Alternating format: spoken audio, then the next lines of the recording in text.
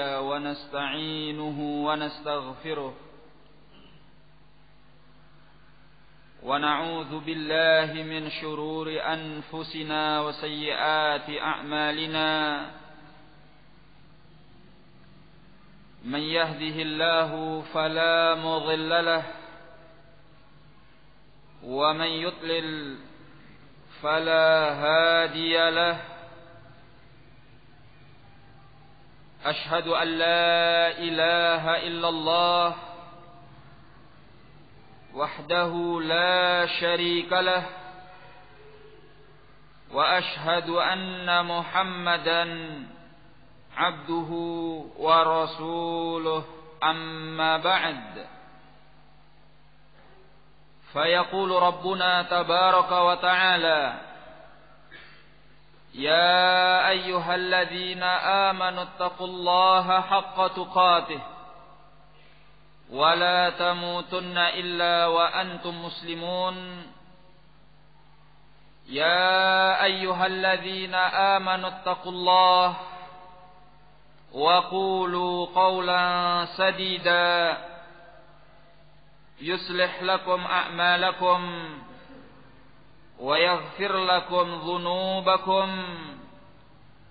ومن يطع الله ورسوله فقد فاز فوزا عظيما ويقول نبينا عليه الصلاة والسلام فإن أصدق الحديث كتاب الله وخير الهدي هدي محمد صلى الله عليه وعلى آله وسلم وشر الأمور محدثاتها فإن كل محدثة بدعة وكل بدعة ضلالة وكل ضلالة في النار. إخواني في الدين رحمني ورحمكم الله. Kita memanjatkan segala puji dan syukur kehadiran Allah Subhanahu wa ta'ala, yang mana pada kesempatan ini dengan segala nikmat dan karunia dari Allah kita kembali dipertemukan oleh Allah di dalam majelis yang mulia ini. Kemudian semoga salawat dan salam tercurahkan kepada Nabi besar kita Muhammad sallallahu alaihi wa ala alihi wasallam, kepada keluarganya, sahabatnya, dan orang-orang yang mengikuti beliau dengan baik sampai hari kemudian nanti. Ikhwani fid din rahimani wa rahimakumullah. Dalam pelajaran kitab Tauhid kita sudah sampai pada bab man tabarraka bi syajaratin aw hajarin wa nahwihima. Bab barang siapa yang bertabarruk dengan pohon atau batu atau dengan yang sejenis keduanya. Dalam pertemuan yang lalu kita sudah membaca ayat-ayat dan sebuah hadis yang ada dalam bab ini. Kemudian pada kesempatan ini kita akan kembali melanjutkannya. Qala Syekh Al-Imam Muhammad bin Abdul Wahhab rahimahullahu ta'ala, fihi masail. Di dalam bab ini terdapat masalah-masalah. Maksudnya adalah pelajaran-pelajaran yang bisa kita ambil. Al-ula, pelajaran yang pertama, tafsir ayatin najm. Penafsiran mengenai ayat di dalam surah An-Najm, yaitu firman Allah yang telah kita baca, afara'aitumul lata wal uzza wa manata tsalitsatal ukhra alakumuz dzakaru wa lahul untha tilka idzan qismatun diza. Apakah pendapat kalian mengenai Al-Lat wal Uzza, kemudian Manat sebagai berhala yang ketiga lainnya? Apakah untuk kalian anak lelaki, sementara untuk Allah adalah anak wanita? Jika demikian, itu adalah pembagian yang tidak adil. Ayat yang ke-19 sampai ayat yang ke-23 dari surah An-Najm. Ayat-ayat ini menunjukkan, barakallahu fikum, bahwa orang-orang yang terdahulu dari kalangan musyrikin, mereka mengibadahi yang selain Allah, baik berupa batu, baik yang berupa pohon, maupun berhala-berhala yang lainnya. Karena Al-Lat wal Uzza dan Al-Manat adalah berhala-berhala bagi kaum musyrikin yang ada di masa jahiliyah. Al-Lat itu adalah sebuah batu putih yang besar, yang dahulu dimuliakan oleh Bani Thaqif yang ada di wilayah Taif, dan mereka berbangga dengan berhala ini terhadap segenap Arab. Ada pula di kalangan al-mufassirin yang menafsirkan bahwa Al-Lat yaitu dibaca dengan tasydid, bitasydid ta, Al-Latta. Artinya adalah seorang yang menumbuk atau menghaluskan tepung sawik. Jadi sejarahnya bahwa berhala ini berasal dari seorang yang dahulu punya kebiasaan menumbuk atau menghaluskan tepung sawik yang dibagi-bagikan kepada para jemaah haji yang lewat di wilayah itu. Dia menjadi seorang pelayan jemaah haji. Nah, ketika orang ini meninggal, karena dia dianggap sebagai orang yang saleh, orang yang baik, maka kemudian mereka membangunkan kuburan di tempat itu. Dan kemudian kuburan itu diagungkan dan disembah dari selain Allah tabaraka wa ta'ala. Maka disebutlah dengan Al-Lat, artinya seorang yang dahulunya menumbuk atau menghaluskan tepung. Sedangkan kalau dibaca seperti ayat yang ada di dalam mushaf, Al-Lata itu dijelaskan oleh sebagian al-mufassirin adalah bentuk kata muannats yang diambil dari lafaz jalalah Allah. Kalau lafaz jalalah Allah adalah bentuk mudzakarnya, maka Al-Lata adalah bentuk muannatsnya. Sebagaimana Al-Uzza adalah bentuk kata muannats dari lafaz Al-Aziz. Al-Aziz adalah bentuk mudzakarnya. Demikian pula Al-Manat adalah bentuk muannats dari lafaz Al-Mannan. Jadi semuanya diambil dari kata-kata yang merupakan nama-nama Allah. Al-Lat bentuk muannats dari kata Allah. Al-Aziz, Al-Uzza adalah bentuk muannats dari kata Al-Aziz. Kemudian Al-Manat adalah bentuk muannats dari kata Al-Mannan. Nah, jadi demikianlah Al-Lat. Menurut sebagian al-mufassirin bahwa Al-Lat itu bentuknya bukan kuburan. Ya, kalau tadi menyatakan adalah kuburan orang yang saleh yang kemudian diagungkan dan disembah dari selain Allah, sebagian menafsirkan bahwa Al-Lat adalah batu besar yang dahulu ditempati oleh orang saleh itu. Nah, ketika orang saleh ini meninggal, batu itulah yang disembah dan diagungkan dari selain Allah. Ala kulli hal, berdasarkan penafsiran-penafsiran ini, yang jelas bahwa al-musyrikun mereka menyembah berhala dari selain Allah, baik bentuknya kuburan atau bentuknya batu. Ya.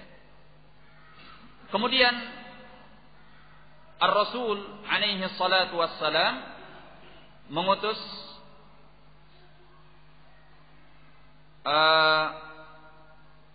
Khalid bin Al-Walid untuk, atau Al-Mughirah bin Syu'bah untuk menghancurkan Al-Lat ketika Fathu Makkah,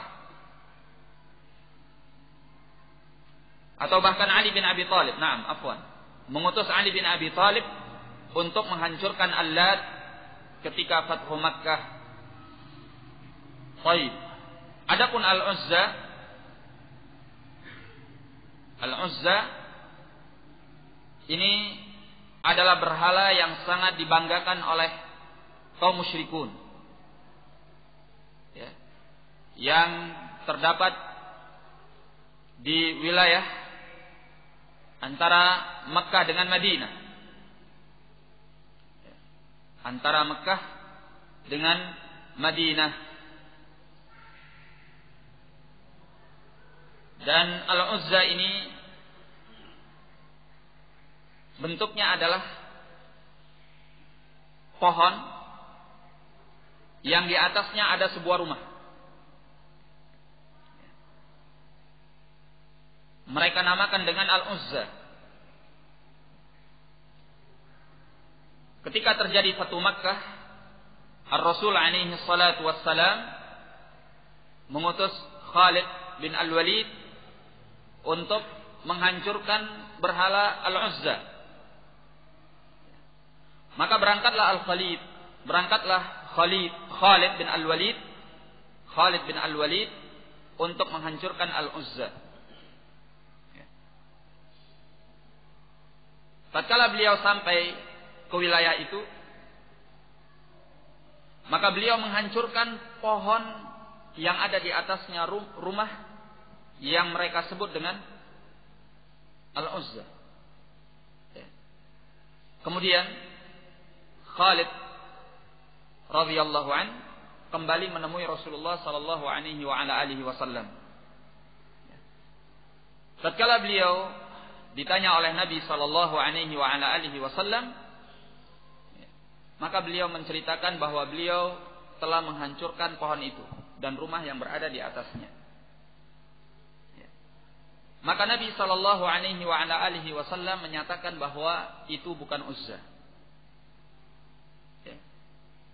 Maka beliau memerintahkan kepada Khalid untuk kembali ke wilayah tersebut. Maka tatkala Khalid kembali ke wilayah itu,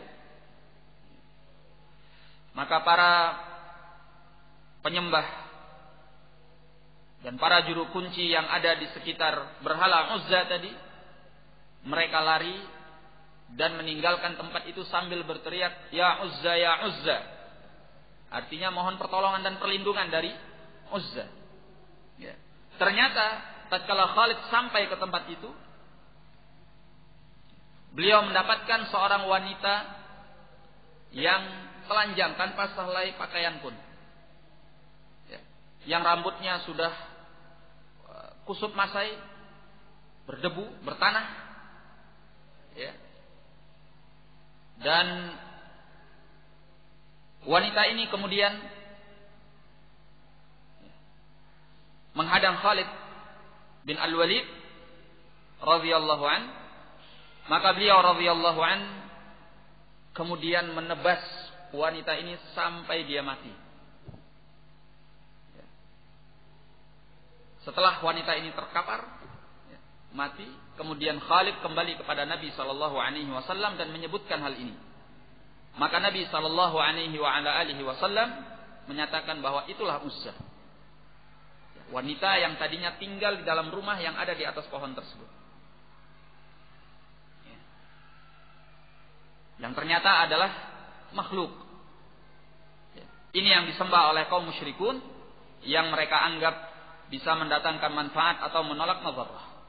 Dahulu bangsa Quraisy sangat berbangga dengan berhala Uzza ini. Sampai-sampai ketika perang Uhud, Abu Sufyan menyatakan lanal Uzza wala Uzza lakum. Lanal Uzza wala Uzza lakum. Kami punya berhala Uzza dan kalian tidak punya berhala Uzza. Yakni berbangga dengan berhala ini, bahwa berhala ini akan bisa membantu mereka, menolong mereka dan memenangkan mereka dalam peperangan itu. Ya. Maka Nabi sallallahu alaihi wasallam memerintahkan kepada Umar ibn al-Khattab untuk meneriakkan, membalas ucapan Abu Sufyan dengan mengatakan Allahu maulana wala maula lakum. Allahu maulana wala maula lakum. Bahwa Allah adalah pelindung kami dan kalian tidak punya pelindung. Ya. Demikianlah Al-Uzza yang dibanggakan oleh bangsa Quraisy di masa Al-Jahiliyah yang ternyata dimusnahkan oleh Khalid ketika Fathu Makkah. Nah, kemudian Manat ini adalah berhala yang berada di wilayah Qudayd, dan berhala ini juga menjadi kebanggaan orang-orang Quraisy atau menjadi kebanggaan orang-orang musyrik di masa jahiliyah. Rasul sallallahu alaihi wasallam mengutus Al-Mughirah bin Syu'bah untuk menghancurkan Manat ketika Fathu Makkah. Nah,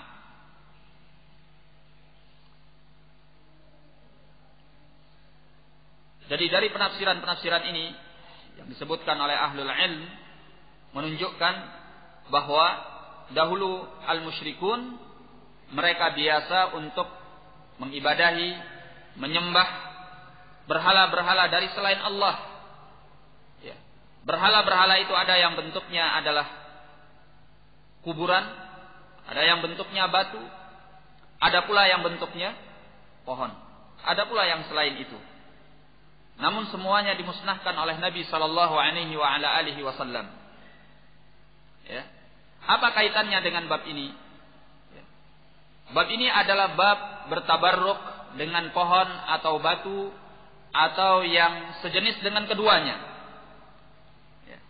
Menunjukkan bahwa mencari berkah, ya, mencari kemanfaatan, meminta kemanfaatan dari yang selain Allah, sebagaimana yang dilakukan oleh orang-orang musyrik di masa jahiliyah kepada berhala-berhala, baik yang bentuknya pohon atau yang bentuknya batu atau yang semacam itu, adalah perbuatan yang dilarang oleh Nabi sallallahu alaihi wasallam. Ya, adalah perbuatan syirik yang dahulu dilakukan oleh kaum musyrikun. Oleh karenanya, barakallahu fikum, ya, ayat ini adalah dalil yang menunjukkan tidak bolehnya bertabarruk dengan pohon atau batu atau yang sejenis dengan keduanya. Kenapa? Karena berhala kaum musyrikin dahulu yang mereka minta kemanfaatan, mencari berkah daripadanya, ada yang bentuknya batu, ada yang bentuknya pohon, dan lain sebagainya. Ya. Maka itu tidak diperbolehkan. Makanya Allah menyatakan di dalam ayat ini, afara'aitumul lata wal uzza wa manata tsalitsatal ukhra. Apakah pendapat kalian mengenai al-lata wal uzza dan Manat sebagai berhala ketiga yang lainnya? Kemudian kata Allah, alakumudz dzakar walahul untha. Apakah milik kalian anak lelaki dan milik Allah anak wanita? Karena dahulu orang-orang musyrik meyakini bahwasanya malaikat-malaikat itu adalah anak-anak wanita Allah. Ya. Para malaikat itu adalah anak-anak wanita Allah. Itu yang mereka yakini. Ya. Sementara mereka sendiri tidak mau mendapatkan anak wanita. Sehingga mereka merasa aib jikalau dilahirkan untuk mereka seorang anak wanita. Apabila salah seorang di antara mereka diberi kabar gembira bahwa telah dilahirkan kepadanya anak wanita, maka wajahnya menghitam dalam keadaan dia murka dan marah. Apakah dia akan menimbun anak itu di dalam tanah atau dia membiarkannya hidup dalam keadaan dia hina? Sebagaimana yang diceritakan oleh Allah di dalam Al-Quran. Ya. Oleh karena itu Allah menyatakan di dalam ayat ini, alakumuz zakaru walahul unta. Ya. Apakah untuk kalian anak lelaki dan untuk Allah anak wanita? Ya. Bagaimana ini? Kalian saja tidak mau mendapatkan anak wanita. Kalian hanya merasa bangga kalau kalian punya anak-anak lelaki. Tetapi bagi Allah, kalian katakan bahwa malaikat-malaikat itu adalah anak-anak wanita Allah. Adilkah itu? Makanya Allah nyatakan, tilka idzan qismatun diza. Kalau begitu ini adalah pembagian yang tidak adil. Ya. Bukan berarti bahwa Allah juga punya anak lelaki. Ya. Karena Allah itu dinyatakan di dalam Al-Quran, lam yalid walam yulad. Tidak beranak dan tidak diperanakkan. Nah, ini mengenai penafsiran dalam surah, ayat-ayat di dalam surah An-Najm. Syahid bahwa ayat ini menunjukkan di antara berhala kaum musyrikin yang mereka mintai barokah, yang mereka cari kemanfaatannya, ada yang bentuknya batu atau pohon atau yang selain keduanya. Sehingga dilarang bagi kaum muslimin meniru atau menyerupai orang-orang yang musyrik mencari berkah dan mencari kemanfaatan dari benda-benda tersebut. Ats-tsaniyah, yang kedua, ma'rifatu suratil amril ladzi talabu. Perihal yang kedua adalah mengenal bentuk perkara yang mereka minta. Ini penjelasan beliau beralih kepada hadis yang berikutnya. Di mana pada hadis yang berikutnya, yaitu hadis Abi Waqid Al-Laythi radhiyallahu an, disebutkan bahwa orang-orang yang baru dari kalangan as-sahabah, yang baru saja masuk ke dalam Islam, ini meminta kepada Nabi sallallahu alaihi wasallam untuk dijadikan buat mereka sebuah pohon yang mereka mencari berkah dengannya, sebagaimana orang-orang musyrik punya pohon yang demikian. Ya. Kata beliau di sini, mengenal bentuk perkara yang mereka minta. Apa sih perkara yang mereka minta ini? Hakikatnya apa? Hakikat dari perkara yang mereka minta ini adalah syirik. Ya, karena mereka meminta sesuatu yang dijadikan sebagai saingan bagi Allah, yang dijadikan sebagai tandingan bagi Allah, dicari daripadanya barokah sebagaimana diminta dari Allah barokah. Ya. Maka ini adalah perbuatan syirik. Ya. Perbuatan syirik yang dilarang di dalam Islam.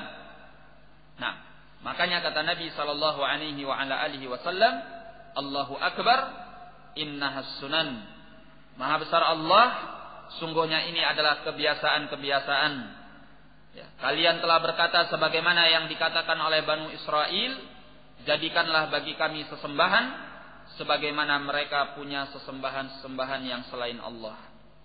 Ya. Nah, ini yang kedua. Ats-tsalitsah, yang ketiga, kaunuhum lam yaf'alu.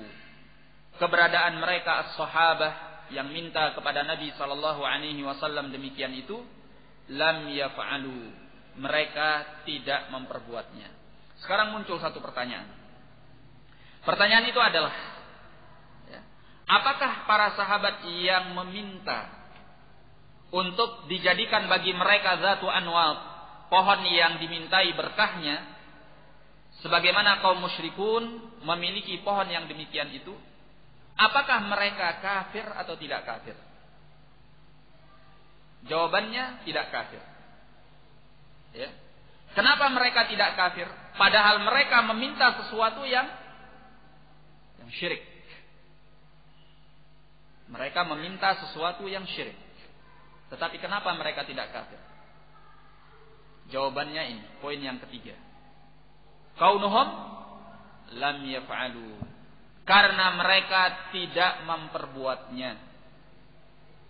Ketika mereka minta, jadikan bagi kami sebuah pohon yang disebut dengan zatu anwat, yang dimintai barokahnya, sebagaimana orang-orang musyrik memiliki pohon zatu anwat yang mereka mencari berkah kepadanya.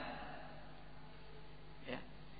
Apakah para sahabat yang meminta ini melakukan hal itu? Jawabannya tidak.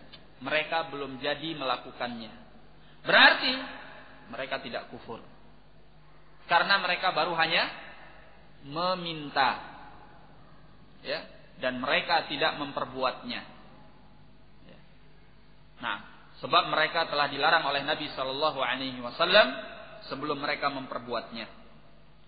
Baik, ar-rabi'ah, yang keempat, kaunuhum qasadu at-taqarruba ila Allah bidzalik lidzannihim annahu yuhibbuh. Ya. Keberadaan mereka, bahwa mereka memaksudkan dengan itu untuk mendekatkan diri kepada Allah karena mereka menyangka bahwa Allah mencintai yang demikian itu. Ya, ini perhatikan. Ini juga perkara penting. Ya. Di mana para sahabat yang meminta untuk dijadikan buat mereka zatu anwat, pohon yang dicari keberkatannya, yang diminta keberkatannya itu, ya, mereka tidak memaksudkan kecuali untuk mendekatkan diri kepada Allah. Ya, tidak memaksudkan yang lain. Karena mereka menyangka bahwa perbuatan itu dicintai oleh Allah. Tapi apa kata Nabi? Allahu Akbar inna hasanan. Ya, Maha besar Allah, ini adalah kebiasaan orang-orang yang terdahulu. Orang-orang di masa lampau. Kalian mengatakan seperti apa yang dikatakan oleh Banu Israel. Jadikan bagi kami sebuah sesembahan sebagaimana mereka punya sesembahan-sesembahan yang selain Allah. Ya. Jadi di sini ada dua pelajaran yang harus kita pahami. Pelajaran yang pertama, sahabat tidak pernah berniat untuk berbuat syirik. Ya. Karena as-sahabah itu adalah orang yang paling paham. Yang namanya perbuatan syirik adalah perkara yang dilarang di dalam Islam, bahkan bisa mengeluarkan daripada Islam. Bahkan sebelum para sahabat itu masuk Islam pun, mereka sudah tahu bahwa kalau di dalam Islam itu tidak boleh melakukan perbuatan syirik. Bahkan orang-orang kafir musyrik pun tahu bahwa di dalam Islam tidak boleh menyerahkan peribadatan atau penyembahan kepada yang selain Allah. Makanya tatkala mereka diajak untuk mengucapkan la ilaha illallah, mereka menolaknya. Maka tatkala para sahabat meminta yang demikian ini, bukan artinya mereka menginginkan syirik. Ya, tapi maksud mereka apa? Ingin mendekatkan diri kepada Allah. Dari sisi apa? Dari sisi mereka menyangka bahwa Allah mencintai yang demikian itu. Menyukai bahwa mereka bertabarruk dengan pohon. Ya. Maka dijelaskan oleh Nabi bahwa itu adalah perbuatan syirik. Ya, mengambil sesembahan dari selain Allah. Ini pelajaran yang pertama, ya, dari poin ini. Pelajaran yang kedua yang bisa kita ambil dari poin ini, ya, poin ini menunjukkan bahwa tujuan dan niat untuk mendekatkan diri kepada Allah itu tidak menghalalkan perbuatan syirik. Tidak menghalalkan perbuatan syirik. Jadi kalau ada orang yang melakukan perbuatan syirik, ya, kemudian ditanya mengenai perbuatannya itu dan dia menjawab bahwa ini saya lakukan dalam rangka mendekatkan diri kepada Allah, maka kita katakan niatmu, tujuanmu tidak menghalalkan perbuatan syirik. tidak menjadikan perbuatan syirik itu menjadi sesuatu yang dicintai oleh Allah. Dalilnya apa? Dalilnya hadis ini. Kenapa? Karena para sahabat yang minta pohon Zatu Anwat untuk dimintai keberkatannya dari selain Allah, niat mereka bukan untuk berbuat syirik. Niat mereka apa? Untuk mendekatkan diri kepada Allah.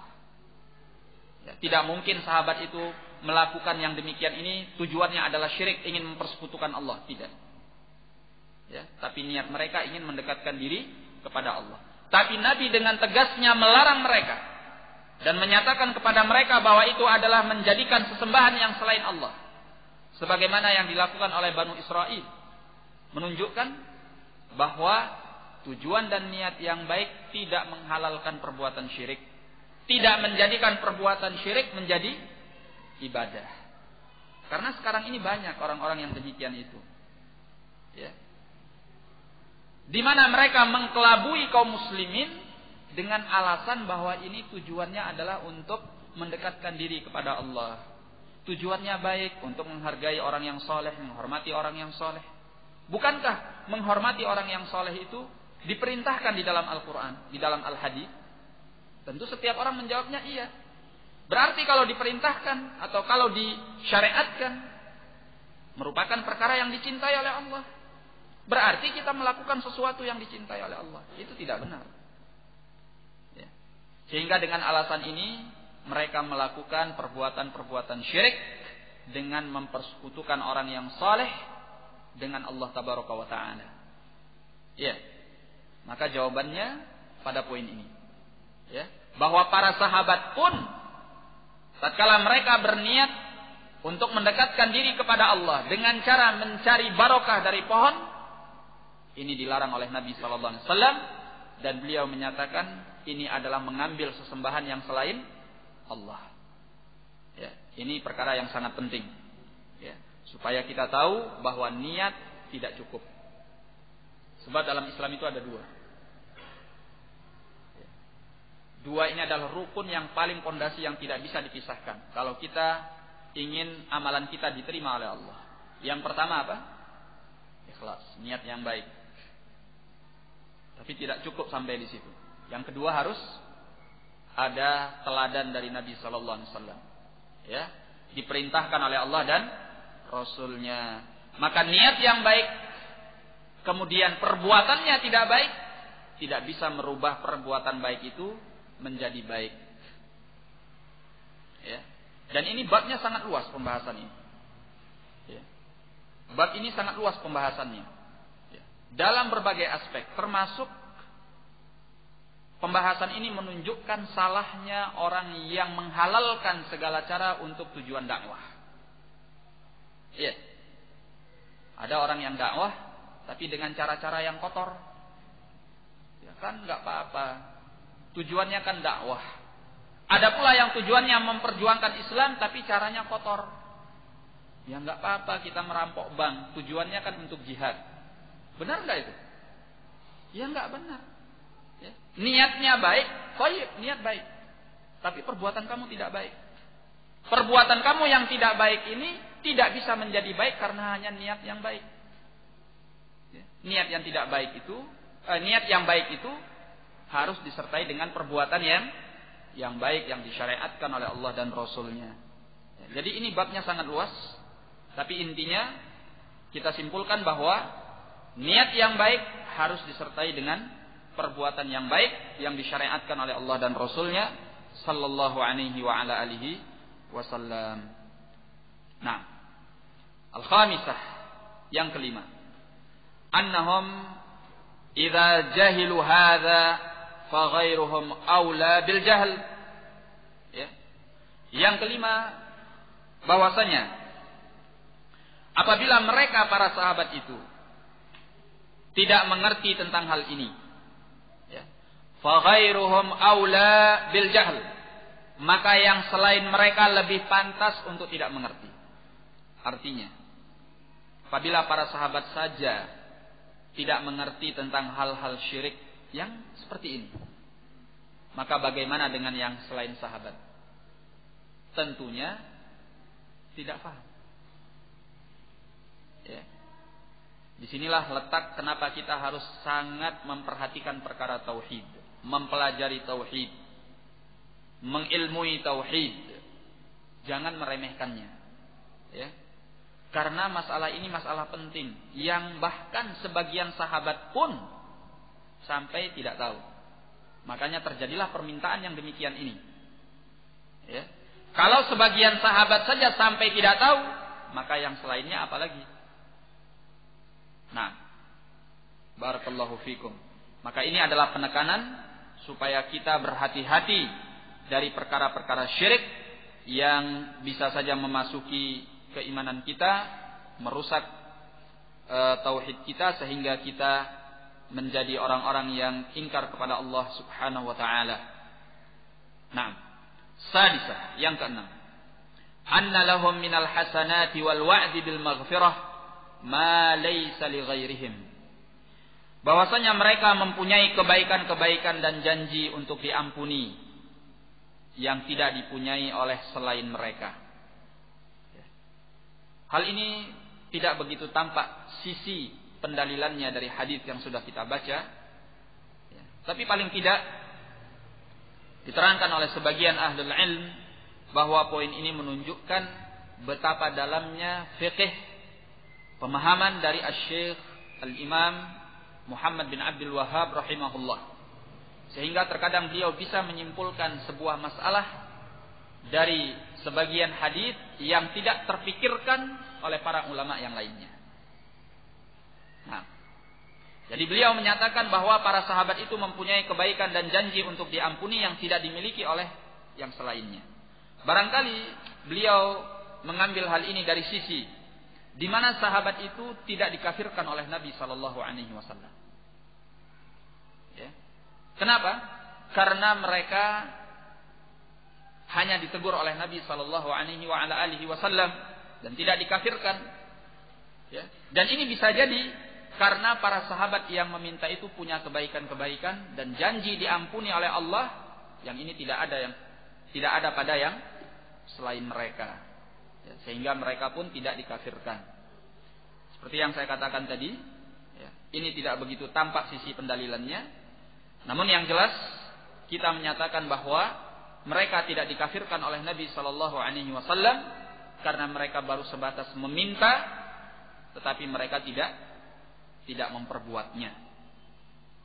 Nah, sabi'ah, yang ketujuh. Anna Nabiyya sallallahu alaihi wasallam lam yu'adzirhum bal radda alaihim biqaulihi Allahu akbar innaha sanan la tattabi'unna sanana man kana qablakum faghalladha al-amra bihadhihi ats-tsalath. Yang ketujuh kata beliau bahwasanya Nabi sallallahu alaihi wasallam lam yu'adzirhum. Nabi tidak memberikan uzur kepada mereka. Tidak memberikan uzur kepada para sahabat itu. Ya. Nah, beliau tidak menyatakan tidak apa-apalah, mereka kan orang-orang baru. Beliau tidak menyatakan itu. Ya. Dan beliau tidak menyatakan tidak mengapalah karena mereka itu kan tidak tahu. Beliau tidak menyatakan itu. Ya. Karena urusan ini urusan yang besar, urusan yang penting, urusan yang sangat pondasi di dalam Islam, yang tidak boleh seorang pun tidak tahu. Wajib hukumnya setiap orang yang beragama Islam itu tahu bahwa yang seperti ini tidak boleh karena ini adalah syirik. Makanya Nabi tidak mengasih uzur kepada mereka. Ya. Bahkan apa? Radda alaihim biqaulihi, bahkan Nabi membantah dan menolak permintaan mereka dengan ucapannya Allahu akbar. Inna hasanan. Kata Nabi, Allahu akbar. Sesungguhnya permintaan itu adalah kebiasaan orang masa lampau. Dari kalangan orang-orang yang musyrik. La tattabi'anna sanana man kana qablakum. La tattabi'unna sanana man kana qablakum. Niscaya kalian benar-benar akan mengikuti jalan-jalan orang-orang yang sebelum kalian. Beliau menyebutkan tiga hal yang besar di dalam membantah dan menolak permintaan mereka itu. Pertama, beliau bertakbir, yang menunjukkan bahwa permintaan mereka permintaan yang tidak baik. Sampai beliau bertakbir mengucapkan Allah itu maha besar. Apa artinya? Allah itu maha besar dari apa yang kalian minta. Ya. Allah itu maha besar dari apa yang ingin kalian sekutukan. Ya. Yang kedua, beliau menyatakan inna hasanan. Ini adalah kebiasaan orang-orang masa lampau yang menunjukkan kejelekannya. Ya. Karena orang-orang masa lampau yang beliau maksud di sini siapa? Orang-orang terdahulu dari kalangan kuffar, ahlil kitab, al-Yahud wan Nasara, yang mempersekutukan Allah. Ya. Kemudian beliau nyatakan pada bagian yang ketiga, la tattabi'unna sanana man kana qablakum. Kalian niscaya benar-benar akan mengikuti jalan-jalan dan kebiasaan-kebiasaan orang-orang yang sebelum kalian. Ya. Nah, dan apa yang diberitakan oleh beliau ini terjadi. Ya, alamatun min a'lamin nubuwah. Salah satu daripada tanda-tanda kenabian beliau yang beliau beritakan ini terjadi. Di antara umat ini ada orang-orang yang melakukan perbuatan syirik sebagaimana orang-orang terdahulu, menyekutukan Allah tabaraka wa taala dengan orang-orang saleh. Ini terjadi enggak pada orang-orang terdahulu? Terjadi. Ya. An-Nasara, mereka menyekutukan Allah dengan Isa bin Maryam, orang saleh, nabi, ya, seorang nabi dan rasul, ya, alaihi salam. Ya. Demikian pula al-Yahud menyekutukan Allah dengan orang-orang saleh, yaitu dengan Uzair. Ya. Uzair adalah seorang yang saleh di kalangan al-Yahud. Nah, maka mereka mengikuti orang-orang yang sebelum mereka menyekutukan Allah dengan orang-orang saleh. Dan kapan ini terjadi? Kapan ini terjadi? Tatkala nusiyal ilmu wa intasharal jahl. Kalau ilmu itu sudah dilupakan dan kejahilan itu telah menyebar luas. Ini pasti terjadi dan telah terjadi. Ya. Dan akan terjadi terus kalau ilmu tentang tauhid ini tidak disebarkan di kalangan umat, di kalangan kaum muslimin. Nah, bahkan kita sekarang ini berada di suatu masa yang sangat mengerikan. Mengerikannya bagaimana? Kondisinya terbalik. Seperti yang dikatakan oleh Abdullah bin Mas'ud, ya, akan datang suatu masa di mana ya, yang ma'ruf itu dianggap mungkar, yang mungkar itu dianggap ma'ruf. Dan sunnah itu telah dirubah. Tatkala ada orang yang mengingkari perubahan sunnah itu, dinyatakan bahwa orang ini telah mengingkari sunnah. Ya. Ini. Dan kita lihat sekarang, di mana orang-orang yang melakukan perbuatan syirik menganggap perbuatan syirik itu adalah amalan soleh. Ya. Sehingga menentang siapa saja yang mengingkari perbuatan syirik itu dan menganggapnya bahwa mereka telah melecehkan orang-orang soleh. Dan sebaliknya, ya, menegakkan tauhid dianggap sebagai perbuatan yang jelek, yang jahat. Kenapa? Karena dianggap bengis, dianggap ekstrim. Kenapa ekstrim? Karena mengkafirkan orang-orang Islam. Loh, kok bisa? Iya, mereka menganggap bahwa tatkala kita mengkafirkan orang-orang yang berbuat syirik besar kepada Allah, itu dianggap mengkafirkan orang Islam. Padahal kafirnya orang-orang yang melakukan perbuatan syirik besar itu dinyatakan oleh Allah di dalam Al-Quran, dijelaskan oleh Nabi di dalam Al-Hadits. Mungkin kita semua tahu banyak dalilnya. Allah menyatakan innallaha la yaghfiru ayyushraka bih wa yaghfiru ma duna dzalika liman yasha. Allah tidak akan mengampuni perbuatan syirik kepadanya. Artinya kalau Allah tidak mengampuni itu apa? Muslim dia atau kafir dia? Muslim atau kafir? Kafir. Tidak diampuni oleh Allah artinya dia kafir. Bahkan Allah menyatakan kepada Nabi, la in asyrakta la yahbatanna amaluka. Jika engkau wahai Nabi berbuat syirik, ya ini Nabi, ya, Rasul sallallahu alaihi wasallam, yang beliau adalah seutama-utama makhluk. Dinyatakan oleh Allah, kalau engkau saja berbuat syirik, hancur dan binasa semua amalan-amalanmu. Lah orang yang hapus semua amalan-amalannya tidak diterima oleh Allah, muslim atau kafir? Kafir. Kan gitu. Nah, hal yang seperti ini dianggap ekstrim. Ya. Tauhid itu dianggap suatu yang mungkar. Sehingga orang tidak lagi punya filter untuk menyaring mana yang iman, mana yang kufur, mana yang tauhid, mana yang syirik, mana yang Islam, mana yang selain Islam. Ya. Makanya banyak sekarang ini orang yang berkeyakinan semuanya baik. Semua agama itu benar. Nah, barakallahu fikum. Jadi ala kulli hal, ya, Nabi sallallahu alaihi wa ala alihi wasallam tidak memberikan uzur kepada mereka, ya, karena perkara ini adalah perkara yang tidak pantas seorang diberi uzur padanya.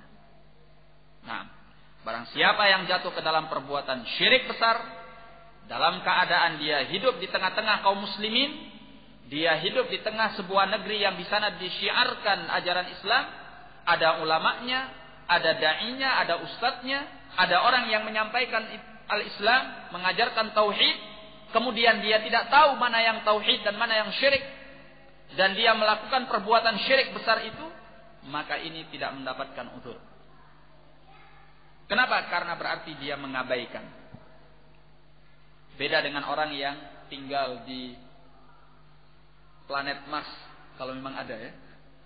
Artinya yang jauh, di tempat yang tidak ada ulama, tidak ada orang berilmu, tidak ada dai, tidak ada syiar Islam di sana, ya. Tidak ada majalah Islam, tidak ada radio Islam. Betul-betul dia tinggal jauh dari Islam. Ya.